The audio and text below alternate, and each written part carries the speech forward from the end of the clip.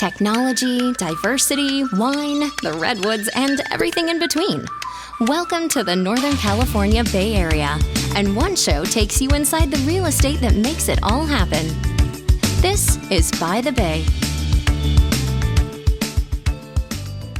Hey, what's up, everyone? Dan and Chetta back with another episode of By the Bay. Thanks so much for joining us. And if you haven't, please do like and subscribe on Apple Podcasts, Spotify, YouTube, wherever else you find our podcast. And we appreciate if you would do that and give us a 5-star rating. That helps other people become aware of our show.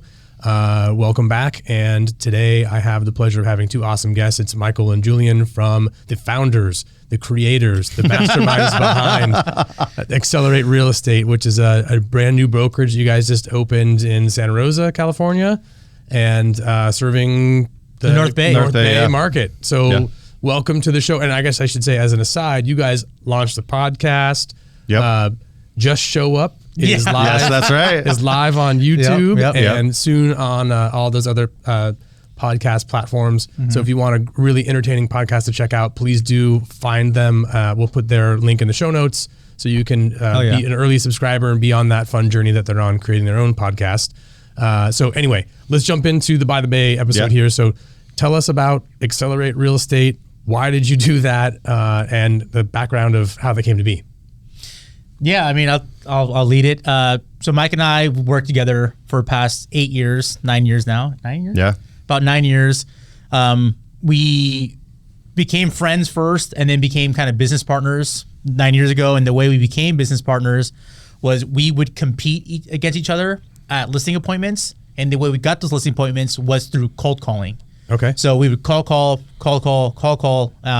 And one story in particular that I have is I got a listing appointment. I think it was an expired in Fountain Grove. And I was super pumped about it. I walked over to Mike. I was like, hey, bro, I got a listing appointment, Fountain Grove. It's tomorrow at 2:00 or whatever I said. And Mike goes, what's the address? And I go, well, it's blah, blah, blah, because I forgot the address already. Yeah. And then I pretty much was there an hour before him or vice versa. We can't remember. Yeah, it was like high fives in the driveway. We were excited for each other, like, cool. Oh, wait, it's the same place. So we were like, all right, let's see what happens. Best guy wins, right? Yeah. So who won? Neither of us. Right? So yeah, I told because we were competing. It wasn't just us. There were like 3 or 4 other people, I guess. Yeah. So and that was our first probably 3-4 months in. Yeah. And all of a sudden, I remember making calls. And me and Mike used to face each other, like our backs, making calls. And then he just turns around and goes, hey, dude, like, I'm tired of losing. You're obviously losing too. Do you just want to partner up and see what happens? I go, cool, let's do it. So then ever since then, that's kind of launched how we became friends. And we would make each other do 1,000 calls a day. 1,000 calls a day? 1,000 calls a day. Okay, so we just did a recent episode with Tommy Quinn and Jason Himmy from Coldwell in Petaluma. Okay. And they're doing a bunch of cold calling and door knocking and stuff. So we just did that episode. It just came out last Friday. And so fascinating that we're having this conversation because they were like the same thing. They're like helping each other become better. They're listening to each other's conversations and saying, here's where you missed. Like you didn't convert and here's why. And like giving that feedback. Is that how that kind of came to be too? Well, we record all our, so we use Mojo Dialer. It's a dialing system that calls 3 people at the same time. And just like drop voice messages, and we have pre-recorded voice message that, so if 2 people pick up at the same time, one person who picked up a little bit slower will get the pre-recorded message that says, hello, sorry, can't hear you. Let me call you right back. Right. So they think we have no reception, obviously. So we would do 1,000 of those a day, and I would do 1,000 first and Mike would, but we record them all and then we would hear them back and then say, okay, cool. We said it this way, let's tweak it maybe here. Right, so you're A/B testing and saying, here's the kind of the theme that we need to be talking about, or here's the word, a certain word might trigger. So it's funny you say that. So we learned. The word is not selling. Yeah, you don't say selling. We say, hey, whatever. When we say our pitch, we don't say selling. Have you thought about potentially selling? We don't say that. We say, whatever your pitch is, your circle prospecting, whatever. We say, hey, have you thought about potentially moving?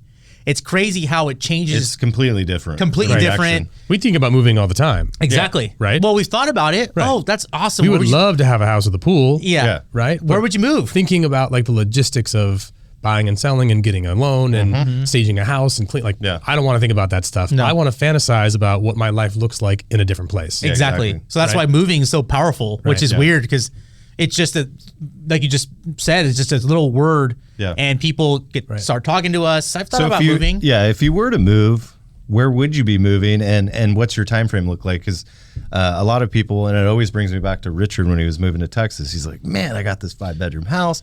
It's like 3,500 square feet. I got a pool. It's got this and this and a pool table and that. And we kept reminding him, hey, the end goal here is Texas, and they're building your house. Just remember those good things. So So rewinding from that, it's a funny story real quick. Mike was cold calling, and the way we would do our cold calling back then is we print out the tax records. Okay. And while Mike was on the phone, I would write down the notes for him, and he would be taking notes as well. Okay. What time we called him, like everything he's talking about, he'd be on speaker. And Mike. This is probably call, I don't know, like 800 something like that. And we were almost done. Mike's like, dude, I'm burned. I can't do this anymore. I remember looking, I was like, almost done with your calls. Just finish them. Literally the next call, this guy answered and goes, no joke. He goes, I've been praying about selling my house. God sent you to me. You were meant to call me today. Come on over. I want to sell my house. I ended up selling 2 of his houses, but that's just... Yeah, signed a listing agreement a couple days later after that meeting. Yeah, it's one of those lessons that you learn, like that happened to you, you experienced it, you know what that felt like, and now it's like every time you get to call 800 and you're like, dude, I'm done. Like, I just want to go to lunch. Like, forget it. I'm over it. I have other things to be doing. Yeah. You know, and it's like, nope, because the next one might be that guy. Exactly. Right? And you never know, because any given day, any given person might be that person that is, you know, changes the course of the trajectory of what your pipeline looks like and opens up wild opportunities. And 100%. Never know. Yeah. So that's why we're always really big on numbers, consistency, and like tracking numbers. That's the biggest shift that we did in our business, start tracking everything. Right. 100%. There's formulas that you can use, right? Like Tom Ferry does these things. I'm not sure if you're big Tom Ferry fans. I am. It's like, hey, here's the goal for number of end transactions. We know that our conversion rate is exactly X. what we do. So then you go, okay, to get to that number, we need to have this many conversations to have that.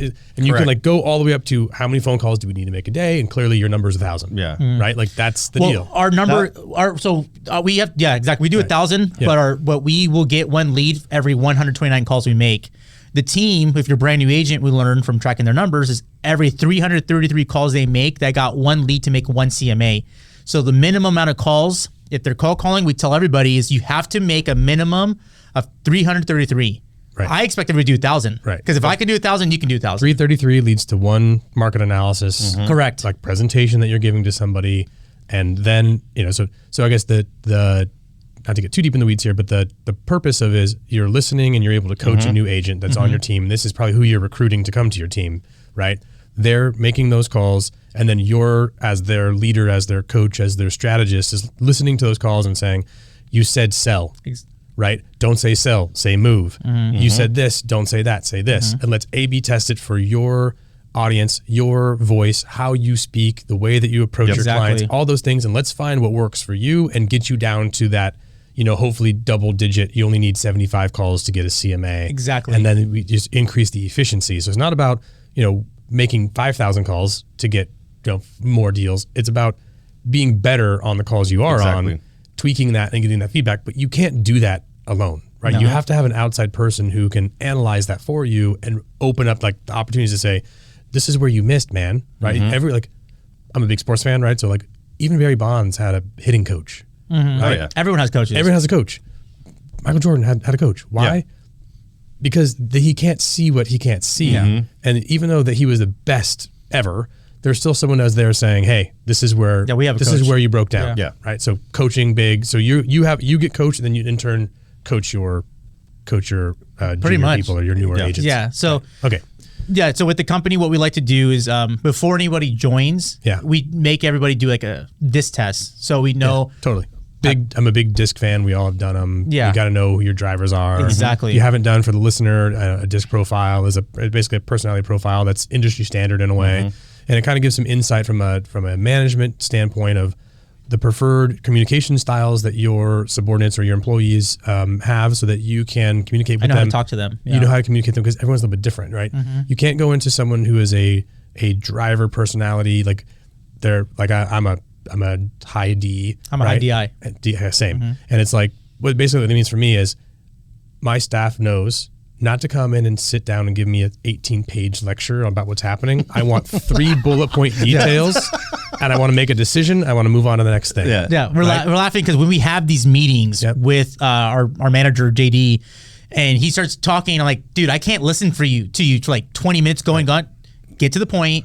Tell me what's going on, and let's move forward. So yeah. Quick aside, we were talking about ChatGPT before we started. So sometimes there's still people who are those SC types that'll write like the 18 paragraph email. I've just come to cut and pasting that into ChatGPT and say, give me the 5 takeaways that are relevant. I didn't even think about that. That's awesome. Totally. It spits it out just like that. I'm like, done. Email read. I know what I need to do. It's fantastic. So use I'm that. Gonna steal that from you. Please do. So then from the disc test, what we do from there is we meet with them to see if they're a fit with the team, because our dynamic is really like a lot of team members are new. We have a guy joining today who's been in the industry for 20 years to kind of help him level up and stuff like that. So what we do is we implement them into our CSU. It's a tracking thing, track numbers, stuff like that. We track everyone's stuff, like I mentioned before. We do one-on-one accountability meetings. So we go over their goals, what they want to make a year, stuff like that. Reverse engineer it versus for how many conversations a month, daily goals, stuff like that. 100%. And then we do Monday morning team meetings every Monday. Nice. Going over everyone's escrows, things, how many opportunities, how many opportunities, buyers you have that are active, stuff like that. Yeah. Right. So we have this whole game plan, and then not only that, Michael and I have been building systems before we had a team for the past like 2 years. Yeah. And then now we kind of give them our playbook on how we run our business, and say, hey, here's our monthly touches, how we talk to our clients. Here's what we're doing every quarter, and just copy us. Totally. You'll be fine. Yeah. This again, like a Tom Ferry thing. It's like R&D, rip off and duplicate. Is that what it is? Exactly. Yeah. Totally. It's like, his whole thing is like run plays at work and just take stuff that people have already tried and tested and just use that. Yeah. Right. Like, you don't have to go and reinvent every email that you send. No. Find the one that someone has tweaked over years of figuring out what works and what's gets the best response and what has best like click through, whatever else, and then just rip off and duplicate. Exactly. Like literally swipe it We off learned the hard way. You don't have to. Yeah, exactly. Exactly. Okay, so your growth so far, so Excellerate, is that totally independent? Are you guys affiliated with somebody? Yeah, so we partnered up with Side. Okay. I love Side, by the way. There's so many of those popping up, and I think it's a really cool business model. Will you kind of tell the listener, like, what is Side, how does it work, and why did you choose that? We can do a little commercial for them. This segment is sponsored by Side Real Estate. All right, I wish. No, but Michael and I were working with Coldwell Banker from the beginning. 9 years, stuff like that. 8 or 9 years. We interviewed different brokerages. We decided to move with Side based on how much support they wanted to give us, and they help us not only grow the team, but they also provide like a manager for us that we talk to weekly. We team up with them. Their experienced manager, our manager, works with various teams. One of his teams did like $980 million last year in business. So this is a centralized. It's a brokerage, right? Correct. But they have basically centralized the support. Correct. And then there's all these different like DBA companies that work underneath them, and you have oversight of your agents, your recruiting, your like expenses, everything. All of that stuff happens at a local level, but the legal stuff and all that other that's off kind of our plate. That you don't have to worry about that. Nope. That's all centralized, and you pay a fee or whatever to use that service. Is that the summary? That's pretty much it. Yeah, that's exactly it. It's like a brokerage in a box. Yeah. Right? Yeah. Okay, keep going. No, so that's they provide all the support, and we thought, it's a no-brainer for us to do this. And the thing that I think we can both agree on this that we really liked was, it's not for everybody. I mean, they're looking for people that are going to be focused on growth and growing your team. You have to hit the parameters to even join them. Right. Like new agent, or even the agent been in the business for years, they have to hit certain number of sales. Right. To be able to even qualify. Right, because for them, it's a management issue. If you have a bunch of brand new people who don't know what they're doing, trying to run it's going to be way cost prohibitive to be able to provide that service. So they're looking for people who are like, you're not a good operator. You just don't want this kind of other administrative burden on you. So go ahead and do it. So we have a similar thing where we are, where we have like a bank that we're affiliated with. We have our own DBA. We kind of operate as ourselves, but they provide all the back end stuff. It's the best of both worlds. So we're like the same, right? It's like a kind of a equivalent from the mortgage side to the real estate side. So Side, when did you guys open? Like a month ago. Yeah, month and a half ago now. Yeah, yeah, not very long, man. Not very long. Yeah. And how was that? Like, you had that entrepreneurial moment where you've been working. So you've been independent. Right, but under a different brokerage. So what happened where you said, we want to do this on our own, we kind of want our own thing? So Michael and I think we started really evaluating expenses, growth, what is stopping us here, and there had to be something that needed to be changed, and it was just we started looking around and because we already had a team, right? Yeah, so, and figured it out from there because just I think the expense thing and hey, you're getting charged for this or that, so it was the structure of everything, and once we sat down with them, it just clicked right on. Yeah, and we're like, okay, this aligns with what we're looking for, right? And this will help us grow and help other people grow. And you own the brand. Exactly. Right? So like hopefully you and Side have a long relationship together, but if they don't for whatever reason or they change or something happens, you still own all of the brand, collateral, all the brand, all the marketing, all the everything, and then you can just take it wherever you want to go or Exactly. go completely independent or whatever you want to do. Exactly. Right? So that's kind of cool. It gives you Definitely. It kind of democratizes away the industry where you have some control instead of the big brokerages, the big banks, all these other people saying, use our tools, use our stuff, and if you decide that you don't want to be here anymore, we keep all of it. Yeah, right. Yeah, exactly. Right. Yeah. Okay. And I think also what motivated us is because for me, I don't like just staying still and just, I need to push myself. I need to do something new.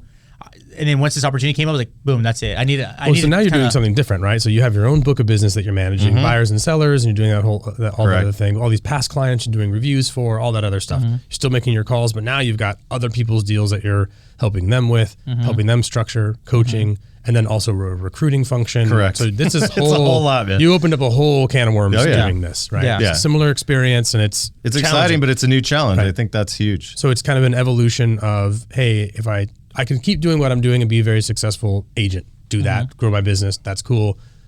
And I think for most people out there, that's the right choice.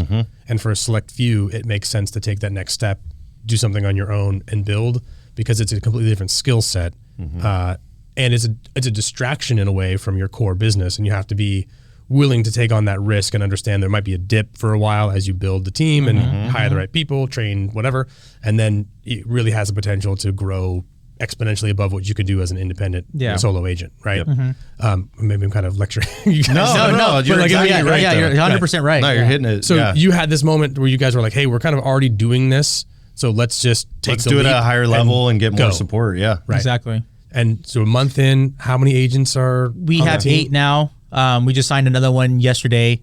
And I get pumped seeing people like win. I like seeing people around me win. I like seeing all my friends win. So creating a team and sitting down with them in their meetings, I like hearing, I hit my sales goals. I had a closing. I had this. 2 years ago, I did 0 business. Now I have 2 escrows. I have listings coming up. So that pumps me up seeing that within the team members. And I generally love seeing stuff like that. So I think that helps me like be a mentor, be a coach and stuff like that. And because we push them a ton. Like sometimes I feel like we're a little hard on them, but I grew up kind of tough love, but like that's how it is. I'm hard on you because I care. I'm shocked. A Latino guy grew up with tough love. No, right? now. Yeah, right. No, Yeah. so it's just like right. Exactly. But Part of that culture, man. right. But yeah, that's how it is, and I love it. Seeing people win and seeing the people win around us, and we had the team meetings, and we put people our sales numbers on top, and like people the numbers they hit, how many calls they hit, and stuff like that. So people get excited for other people. And then our team. I think that's the most rewarding thing. I've had big years where I've done big numbers, and that feels good for self. Like, hey, I did this and I built this business. And what's even more rewarding is seeing someone who's newer to the business, maybe only in it for 2 or 3 years, and seeing them hit numbers that they never thought was possible, and just like crushing it. Exactly. And it's their hard work, but with your kind of guidance and leadership. Like they're the hero, you're the guide. Kind of type of conversation. Yeah. But you've kind of showed them like, don't step over here. Stay on the path. Exactly. Don't go over there. Stay focused on this. I know it's really exciting when you've got a couple deals going, but you still have to make your 1,000 calls a day. Yeah, exactly. Because those are the next month's deals and the month after that deals. Yeah. And that's super, even more rewarding than the President's Club's trophies and the little diamond. I never Society know Club what thing. those things mean, because nowadays I see it everywhere where people are buying their own awards and posting it up everywhere. I'm like, dude, you bought that. Like, cool, bro. You paid your own trophy, but I never looked at that. And me and Mike like, oh, I wonder what we hit this year. And they call banker back, they send an email, you're this level. Like, okay, cool. It doesn't mean anything to me. I had to look it up. I was like, I don't understand what all these little I never care. I stopped submitting my numbers to those kind of like rating agency things because one, people don't always tell the truth, and it's just kind of frustrating. It's like especially in our industry thing, and it's like, you know what? Does it really matter to an individual client of mine that I was the number 400 producer in the country? Yeah. They don't care about that. What they want to know is I care about them. I want to educate them. I'm going to take good care of them. Yeah. Exactly. Regardless of, what number I am. Exactly. Is it like customer satisfaction scores, net promoter scores? That would be an interesting metric. For sure. That's what I care about at the end of the day is that I do such a good job with my clients that they wind up referring their friends and family and loved ones and coworkers to me. And that to me is the metric where I go, where did all my business come from? Sphere. Past clients, referrals from past clients, referrals from realtors, and like a very, very small category of random people who found me online to call me, right? Like those are great. I like that because it's the start of a new relationship. Yeah. But we've been completely focused on relationship, purchase relationship management for years. Yeah. And which was hard to do during the last number of years with rates so low. Yeah. Because with just money and deals falling from the sky. The secret sauce for us was how do you convert those transactions into relationships? Exactly. Right? So how are you coaching your realtors on like the long tail of this industry? And what I like to say is not repeating your first year of business year after year after year, and taking it to so you have a base of clients, a base of referral partners, your sphere of influence that wind up being the engine that drives your business every year in and year out. So I think year one for us was more like, because my first year in the business, I worked at Starbucks from 3 a.m. to 8:30 a.m. And then I worked at Verizon Wireless part-time also. Do you remember your partner numbers at Starbucks?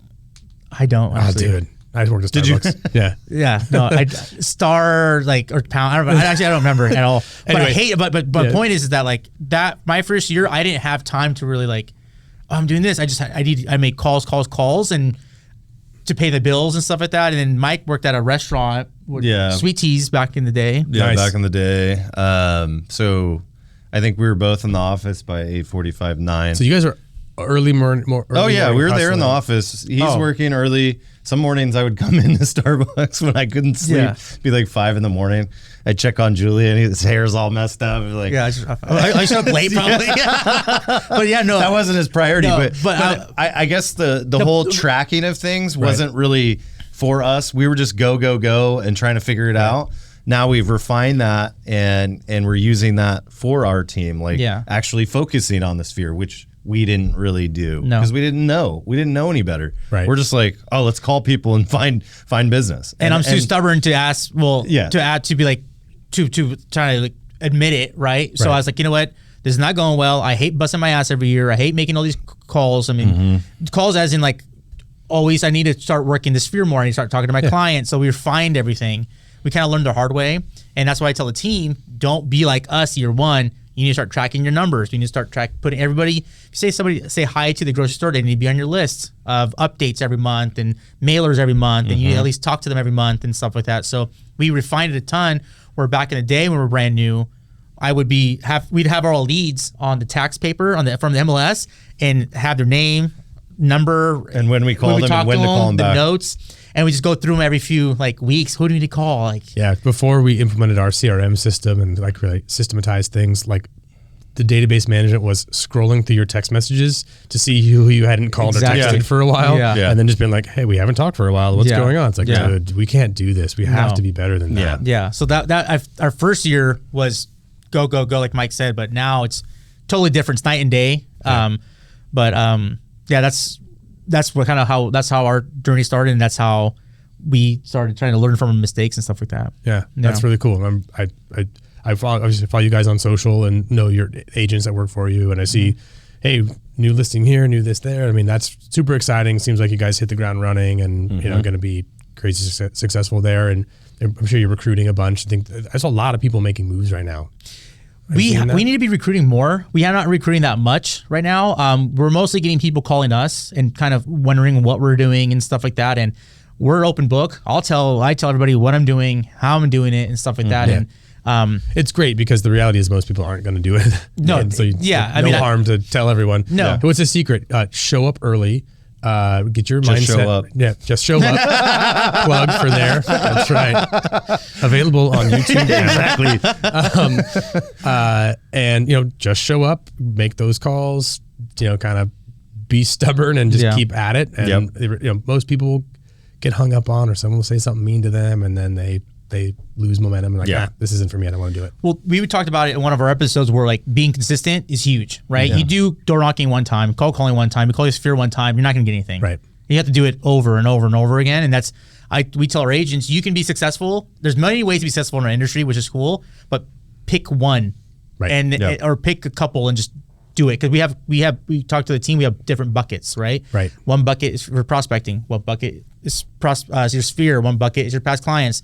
Bucket is like leads or however you getting those and stuff like that. So we help everybody improve each bucket, and it produces like a successful business at the end and stuff like that. And then the success grows, right? It's exponential where you're like, oh, I did this thing and it resulted in this listing. Like you said earlier, made that call, 2 listings, 2 sales, like great relationships from there. Then it's like, this is encouraging, right? And it takes that momentum. And I think that most people stop before they get there. Right before. It's like that meme. Keep like pushing. The guy that's digging in the dirt and then stops right before. You've ever seen the that gold thing? or something like that. Yeah. Diamonds. But it's a good represent. Like it's true. No, it's very true. Because you don't. You just have to keep going a little bit further and believe in the process. Right? If you believe in the process and you have good coaches and mentors, you can be successful. Yeah. Totally. Well, I think number one thing we talk about a lot within the team and even on the podcast is mindset and learning from, like, I'm still learning. We have a coach and stuff like that. And when I mean my mindset is like, okay, well, I just lost this appointment. What am I going to do to learn from it? I can either sit down, cry, feel bad for myself, or, you know what, I didn't do this, and then I'm going to pivot this way and do it this way. One thing I've been doing with, like, we lose opportunities, it happens, right? Yeah. I'll just call or email or text the person back and say, totally respect your decision to go another direction. That's totally cool. If you found another professional who's going to take care of your needs, I want you to have the best experience. Can you give me some feedback as to why you made that decision? Yeah. We literally talked about. We just talked about that. On podcast today. How can I improve? Yeah. Tell me why you made that decision. And if they're forthcoming, you can learn something from it. Absolutely. And the reality is a lot of times you are vulnerable in that moment, and you have that kind of open expression of like, I just want to be the best I can be, and if I can learn something from this loss or this failure, if you want to identify it as that, I would love the feedback. 6, 7, 8 out of 10 times, they wind up calling me back in the future and saying, it didn't wind up working out with that other person. Yeah. And I would love to. So we literally just spoke about this. So today we talked about coming soon on Apple Podcasts. We had seriously, we had so this story we told it, but I'm gonna tell it again. We had a listing that we lost. It was for like $3 million, right? We were working with the client for a year. We helped them remodel the bathroom, the kitchens. We're prepping the house and listing with somebody else, right? I called them. I was like, hey, dude, totally respect you. It's your house. I totally understand. He was interviewing different agents kind of the whole time. Yeah. We were hoping we're there the longest, we'd earn it. But he said, hey, you know what? Decided to go with somebody else. Like, totally respect that. Thank you so much for the opportunity. Right. I'm not trying to convince you otherwise. I'm just curious to know. And we did the same thing. It's like, hey, you know, for me to grow my business, I love the opportunity, how I could have earned it. Right. And he said the other agent talked about taxes. And we have a tax guy, CPA we work with. We have attorneys we work with. But we just assumed he had it lined up. In, so we never brought it up, which for me, I'm like, okay, well, now moving forward. Lesson learned. Never assume. We assumed because they own a lot of properties. We're like, they've done this a million times. Let's be real here. They got somebody, but we do that for everyone else. So it was an assumption on our part and a big mistake, but we learned from that. Yeah. So. But next step from there is like, hey, thank you so much. I guess the other agent they interviewed was like their friend, cursed them out, was upset. I never want to talk to you again. And then all of a sudden, 6 months later, they call me and go, hey, Julian, you took it so well. You're so professional when we told you to work with somebody else. It was okay experience, but we actually like working with you guys. We want to sell, because they have like 10 houses. We're going to sell half of them, and then we might be coming back and buying more. We end up putting another offer on a property for $3 million. So that's something most people, I feel like, would have been like, later, don't talk to me ever again or get upset, because people are really emotional. Yep. Where Michael and I looked at it as like, you know what? it's their house. They can make whatever decisions they want. Totally. If you need help in the future, we're here for you. And that's ended up happening. 100%. One thing that we're doing is if and when we lose an opportunity for whatever reason, and we know what the close of escrow date is, call them on the close of escrow date. Boom. Congratulations, today's closing day. Yeah. And most of the time they say, actually, it's a delay because the lender couldn't do what they said they're going to do. And it's been a terrible experience and da-da-da-da-da-da. And the rate they told us that we were going to get wound up changing and all these things changed. And it's kind of like, I kind of told you that was going to happen, but you had to find out and that's okay. And then we add them like, okay, so tell us, when is it going to close? What rate did you get? What are the details of that? And we put all that information in our database, in our like HomeBot account or whatever. Yeah. And then they get their monthly real estate updates from me because no one else is doing that. Yeah. I didn't close it, but I'll tell you what, next time there's an opportunity for a refinance or another transaction or a referral, 100% they're going to use us because they had that better experience. Yeah. Most other people in our industry are going to be mad that you didn't pick them. They're going to rip up their phone number and say, you're dead to me. Don't ever talk to me again. It's like, dude, you're missing it. Like you're missing it. There is a gold mine in the database and you just have to be humble enough to say you can't win every time, but you can learn and you can turn it into an opportunity in the future. Exactly. And it's like, I'm coaching that to my staff. It's like, take notes when you lose, understand why, find out the details because there is going to be another transaction either for them, a coworker, a friend, whatever it is. Don't miss it. Don't miss that opportunity because your pride and ego got in the way. Exactly. Right? So, man, that's huge. No, I absolutely love that. And that's what we train, like you train your agents. Because one of our agents, she picked up it was an online lead through Boomtown. She got the lead. She was showing them houses. We got them pre-approved with a different lender because their lender couldn't get them approved. And then all of a sudden, this random agent that they haven't talked to in months found an off-market property, ended up using that person because they were getting beat up. Yeah. And she lost that one. And I'm like, hey, you know what? Don't worry about it. Just say congratulations and move on to the next one. And now she's already having potentially another one get into contract. So it's like, just because there's this one bad thing happens, don't dwell on it. Say that sucks for a couple of seconds. Move on. Well, and I think that's good to understand that, like the psychology behind that, like that consumer is making what they think is the best decision for them. And you just have to trust that that's their instinct. And sometimes they're led astray and they're misled, like whatever. But trying to convince them and like, you can't do that. You can't do it. No. You just have to say, if there's something that I missed that I can communicate to you that can clear up a misunderstanding, I would love the opportunity to do that.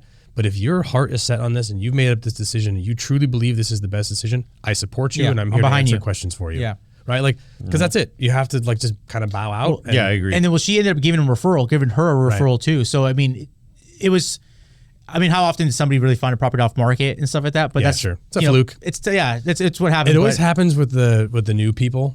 Like new people have this knack for finding the funkiest deals. I know. Like, they sure do. It just happens. Like the first few deals I had were just like, I've never seen them again. Yeah. Thousands of transactions we've done. Yeah. They're just very unique situations where I'm like, how is it that the first 5 transactions I had were just crazy, weird situations, people quitting jobs in the middle of escrows, just funky stuff. Yeah, I agree. Yeah, no, we got plenty of those stories. Yeah. No, I mean, we always tell our agents too, realtors won't last. 87% of realtors won't make it past their second year in the business. Our business is a lot harder than people think it is, and we try to help people or our realtors know that because everyone thinks our business is showing $1 million properties and we're out there doing this, and you post one time and 10 people are going to call you want to sell their house. It doesn't work that way. I wish it did. I wish it did too.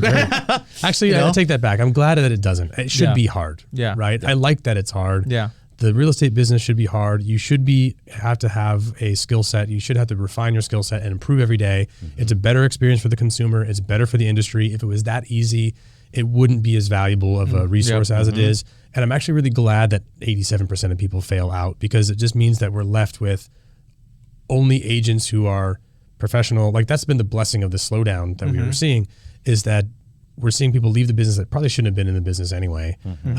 That wasn't, they're opportunistic of economic, environment. And now we're having fewer people in the business and higher level of professionals. Yeah. Right? And that's better. It is better. Yeah. It's better for everybody. And deals go smoothly. Yep. When that happens, the agents are not as emotional. Yep. And it's And that's not to say we shouldn't have new entrants. We're recruiting brand new people to the industry because my point is, if you can make it through this market, you can do anything. Exactly. Like, you can make it through any market if you can make it through this. 100%. Companies and individuals included. So,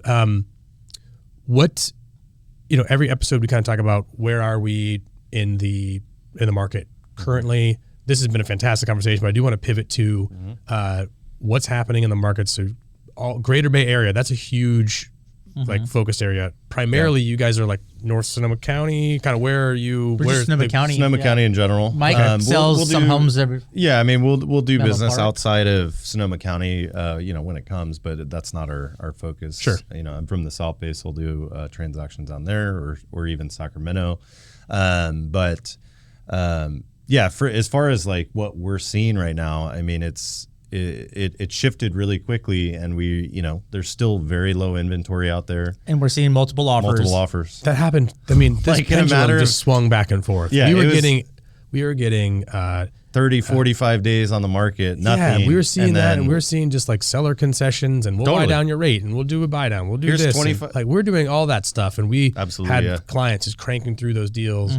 And then I don't even know, like a couple weeks ago, something happened, and people were just like, spring. we're back to buying houses. We got our tax return money. And now Well, I we're- think usually what happens is that, and I told my clients who bought in November because they were getting beat up like last year or a year and a half ago with all the multiple offers. Also, it's like just wait till December, January comes around. It's going to slow down. We'll get you into a house. And we did that. We did the 2-1 buy down. They got a house. They're super pumped about it. And the comp, like 6 months ago or whatever it was like 626, and they got it for like 525. So they were pumped with the credit for the buy down. Yeah, So it's a great situation with them, right? Yes. Now the market's picking up. They've got built-in equity, and Yeah, good for them. No, I'm telling people also right now, it's people are like, oh, I want to buy the dip. Right now, we're still kind of in that dip, and unfortunately, I feel like the past 2 years were overpaying for houses with all the multiple offers and things like that. I think right now they're going to build equity faster now than potentially last year. I see that. I think. I mean, I think there's so many different sub-markets. That, like I can think of exceptions to what you just said, but I think in general that's probably I guess right. our area, Santa Rosa and stuff like that, Windsor. Yeah. Obviously, like inventory is a big issue. We've got a stack. We were talking off before we started about the California Dream program. We don't have to talk about that in detail. I always made the joke, California Dream for all. Not really. All 2,300 people. Yeah. Well, I called it from the beginning. I was like, everyone's hyping up or over gassing up the program, and my clients called me. It's like, you know what? Only 2,200 people are going to get it. You do the math. Hopefully you do get it, but you're probably not going to get it. If you do get it, I think it's a well-intentioned program. I think so too. If I were to go back and give some advice, I would limit the total number of dollars that you could use. Like I didn't realize until kind of too late that you could have bought like a $2 million house. I realized that at the end, like the last couple of days ago. Wait, there were people that were buying over $1 million. Yeah. That's a $2 million house. 400,000. You could have brought in $600,000. Exactly. Got a $400,000 loan from the state with no interest, and got $1 million loan, and that pencils with the income limits in some of these areas. That would have worked. Dang. I don't think that was the intention. No. Is to say, hey, you're bringing in $600,000 of your own money. Yeah. Here's $400,000 from the state. Yeah. Like I don't think that was the intent. I think that it was like they should have rewritten unintended that. consequences. Yeah. In Agreed. the future, if they do this again, hopefully they say up to $150,000, meaning that you could buy a $600,000 house or something like that. You know what I mean? Like that would be the limit. Looking at that, I guess there are exceptions. Hey, I'm in San Francisco. I make this amount. I'm still a first-time home buyer at $1.2 million. Sure. So that makes sense. Unfortunately, I understand, but if you have $600,000 in cash, probably not I someone agree. that we need to be subsidizing. No, I agree. I mean, I guess it all depends where you are, because Silicon Valley. Yeah. Income limit wise, I think is fine. Income limit wise is fine. Agreed. But I'm number not- of dollars no, I'm not agreeing. is an issue. Yeah. Anyway, That's a tough one. $600,000. That's insane. I think the point of the moving off of the problems with that program, I think the interesting part is that it brought a lot of buyers who thought that homeownership was unattainable back into conversation, and now we're able to show them like that program's gone, but you still have options. Yeah. Right. It may not be the numbers that you thought they were going to be, but if you want to be a homeowner, you can. It just is going to look like this. Great point. Yeah. Right. So here's an FHA option, right? And actually, that's a pretty good option right now with the rates being where they are and the mortgage insurance premiums being reduced by by HUD. All good things. So we're seeing people who are like, hey, we're only going to buy if we get to use that program. And we're like, hey, it lasted for 10 days and now the money's gone. But here's another option for you. Yeah. Right? Here's where you can go. Now, can you find a $500,000 house in West Petaluma? No. That's going to pass FHA? Probably not. No. But you can in some of these other submarkets that are great for first-time home buyers that become a great place to start building equity, and then you can roll that into a subsequent, longer-term purchase in the future. Yeah. So right? get in the game. I talk a ton about that with my clients. I'm like, hey, you know what? It may not. The first house you're going to buy is probably not going to be your forever house. Right. First place I bought was a little condominium, 2-bedroom, like 1.5 baths, and I stayed there for like 5 years and built enough equity to buy my next place. But so I tell everybody that story because that's kind of what you need to do to kind of. Great if you could buy your first dream house, your first time, awesome, great for you. But most people, especially for me, I couldn't do that. So my goal was to get the foot through the front door, buy my own little place, build enough equity, and sell it, use that equity to buy my next place. We have our mix of those, and which is great. I love working with those types of borrowers. We also have the mix of those who are getting large gifts, generational transfer of wealth from parents, grandparents that have bought real estate in the Bay Area for pennies on the I bought in 1940, right? 30 grand, and now the house is worth $3 million. Yeah, right? That's great, good for you if you had that opportunity. That's awesome. If you're getting a big check from a relative, I don't have that's great, good for you and good for your family. Yeah. But I think that educating, I'm still shocked by the number of people who go, "Don't we need 20% down?"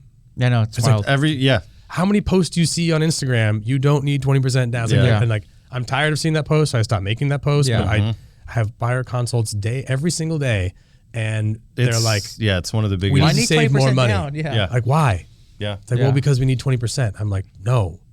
And if you've got, depending on your situation, the mortgage insurance that you're paying might just be like $70 or $80 a month. Yeah, it's not much at all. How long is it going to take you to save another $100,000? Yeah. Like, never. Yeah. Right? Yeah, exactly. Anyway, so overall market, lots of buyers in the market. Not a lot of inventory. Yeah, correct. Housing prices maybe still on the dip, but we're kind of picking up into. It's starting to pick up. Yeah, starting to pick up. I see these posts of all this pending inventory coming on. How much of that is real? Is there a lot of?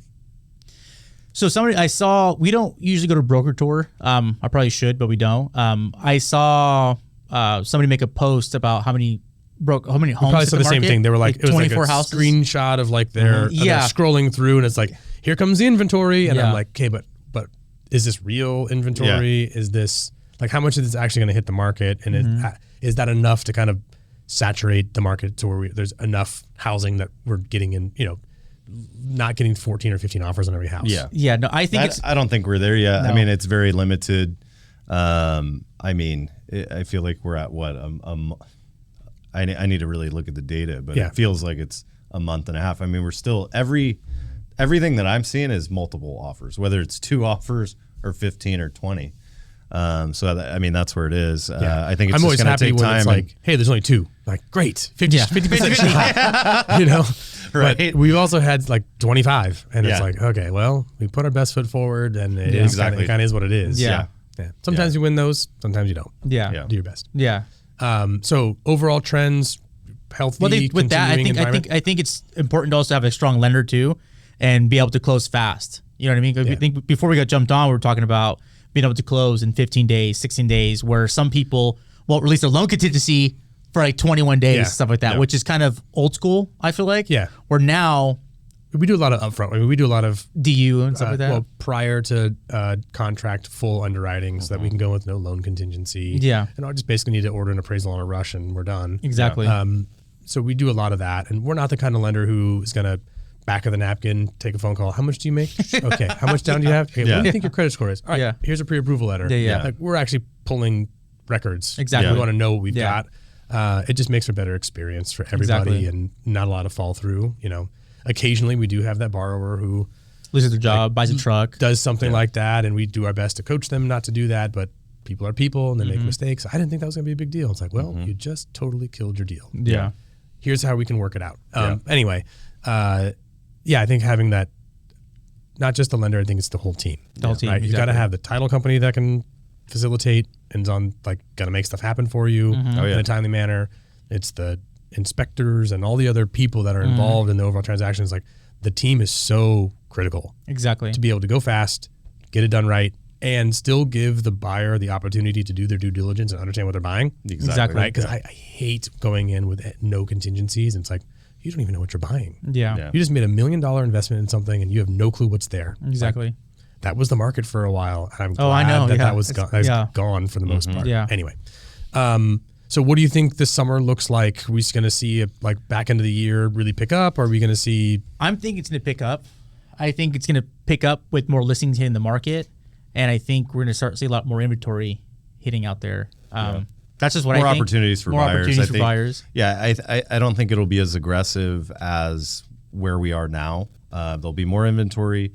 It'll kind of level the playing field. I feel like, if you're seeing 5 now on the same house, it might be 2 or maybe even 1. I feel like that's where I see it going. But who knows? We all have the crystal ball, right? Right. Exactly. So, I mean, trends show me that, but we'll see. I think you're reading that right. I think that it's going to be, kind of steady kind of activity. It's going to be limited by the inventory, and hopefully there's incentive and reason for people to want to transact and move up.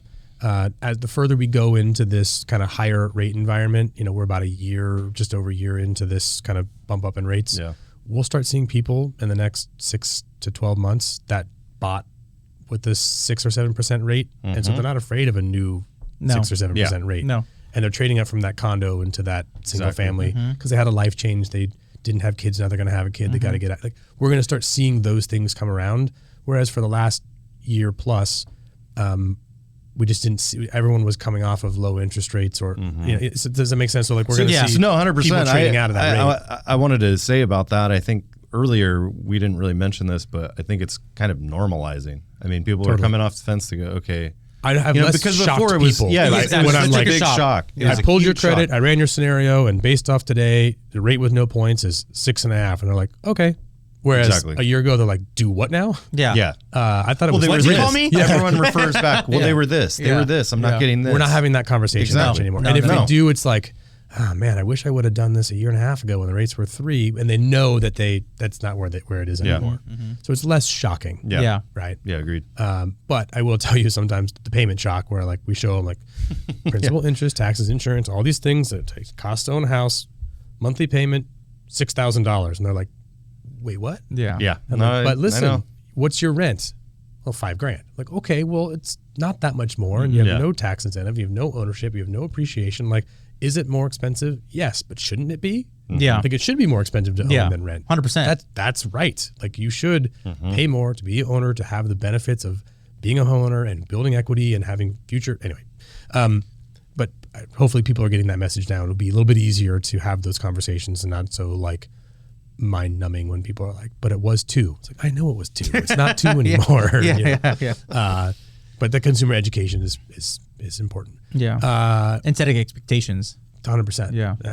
So besides the real estate business, the podcast that you've got going on, what else should we know? What else is going on? I think right now we're just focusing on the business, always pivoting, always learning, recruiting. I need to be more aggressive recruiting, but we're getting a lot of calls and trying to like filter through the people and do disc tests and stuff like that. And then just the podcast with you and doing it here in the studio, which is awesome.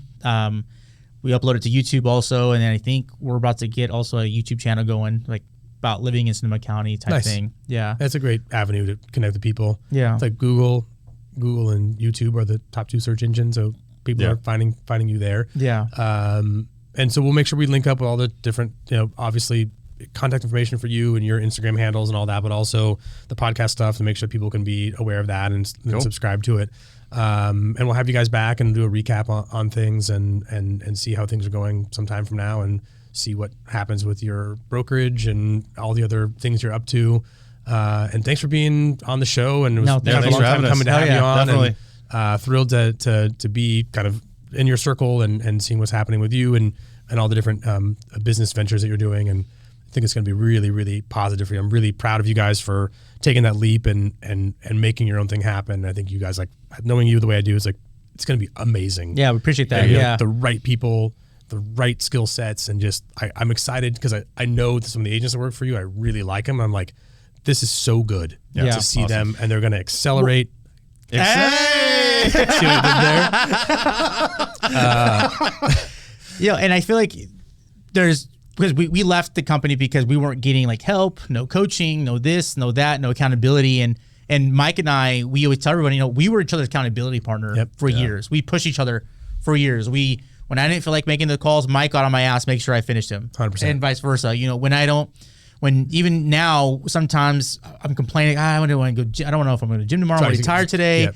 He's like, don't be up. You know what I mean? Yeah, So we make fun of each other and we gamify it all the time. And 100%. so then he motivates me. So we do the same thing with a team. And I think it's important to have a culture of people going to accountability with people, everyone held accountable to a certain standard, everybody pushing each other, right? Everybody motivating each other, And being there for each other. Success grows with each other, right? So if you see like, you know, Jeff is crushing it, he's got all this stuff going on. It's like, all right, well, I can do it then too, and I'm going to make the extra calls. And you might go like, hey, what happened? Like, what led to those deals happening? Exactly. Oh, well, I did X, Y, or Z. It's like, I could do that too. I'll go do that. You know, so you just have to be around people who believe in like those success parameters and like are willing to do that type of work, and then, you know, ingrain yourself in that culture and just totally give yourself over to it, right? Yeah. Like, don't resist. Yep. Like, don't resist. Like, I'm only gonna do 600 calls. Like, no, if it's 1,000, do 1,000. Exactly. Like, Well, do it. Funny you brought up Jeff because we had a contest last month. Whoever won got like $500, right? And Jeff ended up winning one of our agents, Alex, and Alex like, I'm never gonna win again. So it motivated him more to try to beat Jeff, and he's a younger kid. But he's doing his 1,000 calls and stuff like that. Perfect. And now he has he's motivated. He's motivated. So it's good we have that little fun culture where somebody wins, they don't take it personal. They're like, okay, cool. I know I need to step up and do better by XYZ and do this more. Now Jeff wants to retain. He wants to repeat champion, right? So he's like, this guy's gunning for me. I'll do even more. Yeah, exactly. Right? And that's the culture that you want. It helps everyone to be better. And it's cool that you guys are kind of turning it into like a fun. It's not like a chore. It's like, we're here to have fun. Yeah. Right. And I think that's kind of something we're really both good at, is just making things fun. Because even when we would get cursed at, yelled at during our calls, we would just high five each other. Like, another one. Yeah. Put him in the good list. I mean, seriously. I have to tell a story real quick. I was calling fourplexes one time, and this guy kept following up with. Finally, because he told me he was going to sell, so that's why I kept following up with him, right? He leaves me a voicemail, and I listen to it. And the guy changed his voice and goes, if you call me back, I will find you and cut your effing throat. And I'm like, what the heck? And I play it for Mike, and I go, you dare me to call this guy back? He goes, yes. Call him back. I called him back, but I did it super. I was like, hey, sorry I missed your call. I didn't get a chance to listen to the voicemail yet. Just out of curiosity, are you ready to sell the fourplex? No, thank you so much. Thanks, bye. So, I mean, I had to call him back, but he ended up selling it, went on the market probably like 2-3 months later, but yeah. Wild. Yeah. I'm sure you guys see some weird stuff. Oh yeah. Yeah. Well, yeah. We should do a show sometime and just like playing all the recordings, like all of the like Voicemails? and Oh man, we got some good ones. That'd be hysterical. Yeah. Anyway, guys, Thank you, man. thanks for being on the Appreciate your show. time. Appreciate Oh, yeah. you, and we'll make sure all the show notes so people can find you. Perfect. Awesome. Thank you. Good Thanks, to see you man. guys. Appreciate it.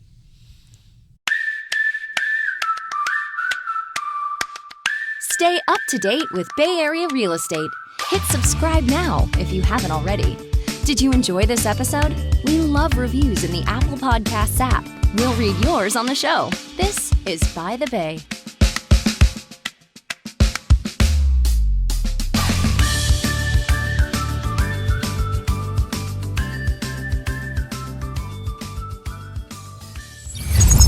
London Ear Media.